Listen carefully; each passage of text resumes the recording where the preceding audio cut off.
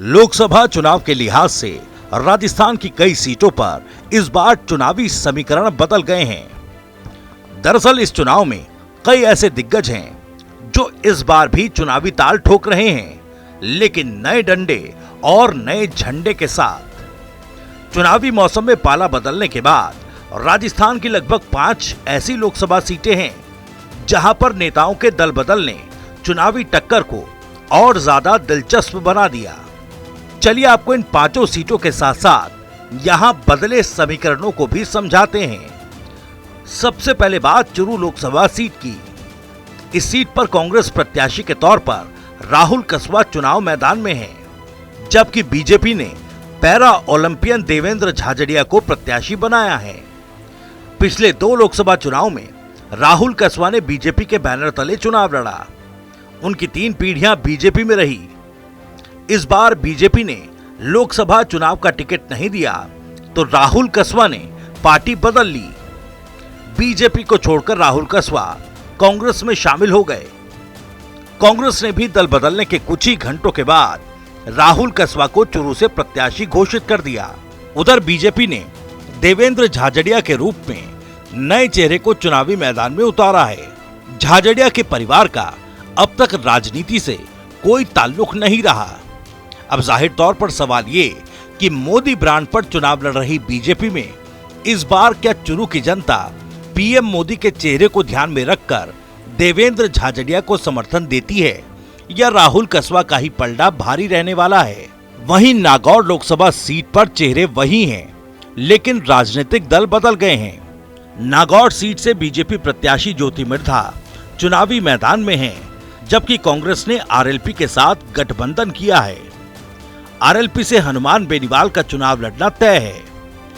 पिछले लोकसभा चुनाव में ज्योति मिर्धा कांग्रेस की प्रत्याशी थी और हनुमान बेनीवाल बीजेपी समर्थित आरएलपी प्रत्याशी थे। इस बार ज्योति बीजेपी प्रत्याशी हैं और बेनीवाल कांग्रेस के समर्थित प्रत्याशी हैं, यानी चेहरे वही हैं, सिर्फ राजनीतिक दल बदल गए। जनता के साथ इस बार कंफ्यूजन की स्थिति हो गई है कि वो पार्टी के साथ रहें या अपने पसंदीदा नेता के साथ। बीजेपी प्रत्याशी ज्योति मिर्धा और हनुमान बेनीवाल दोनों जाट समाज से हैं और अनुभवी नेता हैं। ऐसे में मतगणना से पहले ये अंदाजा लगाना मुश्किल है कि किसका पलड़ा भारी रहेगा।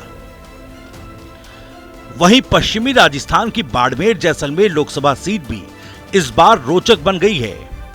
भारतीय जनता पार्टी ने तो पुराने चेहरे यानी मौजूदा सांसद कैलाश चौधरी को चुनावी मैदान में उतारा है, लेकिन कांग्रेस ने नए चेहरे पर दांव खेला है। कांग्रेस ने आरएलपी से कांग्रेस में आए उम्मेदाराम बेनीवाल को प्रत्याशी बनाया है। उम्मेदाराम बाड़मेर के उभरते हुए नेता हैं। उन्होंने 2 बार राष्ट्रीय लोकतांत्रिक पार्टी के बैनर तले चुनाव लड़ा, लेकिन दोनों बार मामूली अंतर से हार गए। अब वो आरएलपी छोड़कर कांग्रेस में आ चुके हैं। दोनों दलों के प्रत्याशी जाट समाज के हैं। इस सीट पर भी ये देखना दिलचस्प होगा कि क्षेत्र की जनता अपने चहेते नेता के समर्थन में मतदान करती है या राजनीतिक पार्टी की विचारधारा पर वोट देती है। सीकर लोकसभा सीट पर भी इस बार मुकाबला टक्कर का होगा। बीजेपी ने सीकर से मौजूदा सांसद सुमेधानंद सरस्वती को फिर से चुनावी मैदान में उतारा है, जबकि कांग्रेस ने मार्क्सवादी कम्युनिस्ट पार्टी के साथ गठबंधन किया। मार्क्सवादी कम्युनिस्ट पार्टी ने पूर्व विधायक अमराराम चौधरी को प्रत्याशी बनाया है। अमराराम 4 बार विधायक रह चुके हैं, 3 बार धौद विधानसभा सीट से और 1 बार दांतारामगढ़ सीट से। वो 1996 से लगातार लोकसभा चुनाव भी लड़ते आ रहे हैं, लेकिन कभी जीत नसीब नहीं हुई। इस बार कांग्रेस का समर्थन लेकर चुनावी मैदान में उतरे तो बीजेपी चिंता में पड़ गई है। कांग्रेस और कम्युनिस्ट मिलकर कहीं बीजेपी की सत्ता न हिला दें। इस सीट पर भी दोनों प्रत्याशी जाट समाज के ही हैं। अमराराम सीकर जिले के मुनवाड़ा के रहने वाले हैं, जबकि बीजेपी प्रत्याशी सुमेधानंद सरस्वती हरियाणा के रोहतक के रहने वाले हैं। शेखावाटी के मजबूत किसान नेता होने के नाते अमराराम का पलड़ा भारी हो सकता है। वहीं कोटा बूंदी लोकसभा सीट से बीजेपी ने मौजूदा सांसद और लोकसभा स्पीकर ओम बिरला को फिर से चुनावी मैदान में उतारा है। तो वहीं बीजेपी से कांग्रेस में आए कद्दावर नेता प्रहलाद गुंजल को कांग्रेस ने इस सीट पर टिकट दिया है। पिछले 30 साल से भारतीय जनता पार्टी के वरिष्ठ नेता और 2 बार विधायक रहे प्रहलाद गुंजल ने बीजेपी को अलविदा कह दिया और कांग्रेस में शामिल हो गए। कांग्रेस का दामन थामने के दौरान गुंजल ने कहा था कि बीजेपी में जीवन खपाने वालों की कोई कद्र नहीं, नए नेता को मुख्यमंत्री बना दिया जाता है, पुराने नेताओं को भुलाया जा रहा है। अब कांग्रेस ने प्रहलाद गुंजल को कोटा बूंदी लोकसभा सीट से प्रत्याशी बना मैदान में उतार दिया। ऐसे में ये लोकसभा सीट भी अब हॉट सीट बन गई है।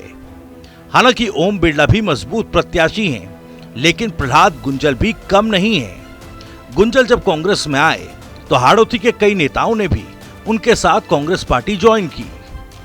गुंजल के चुनावी मैदान में होने के चलते इस सीट से बीजेपी प्रत्याशी ओम बिरला की जीत आसान नहीं होगी।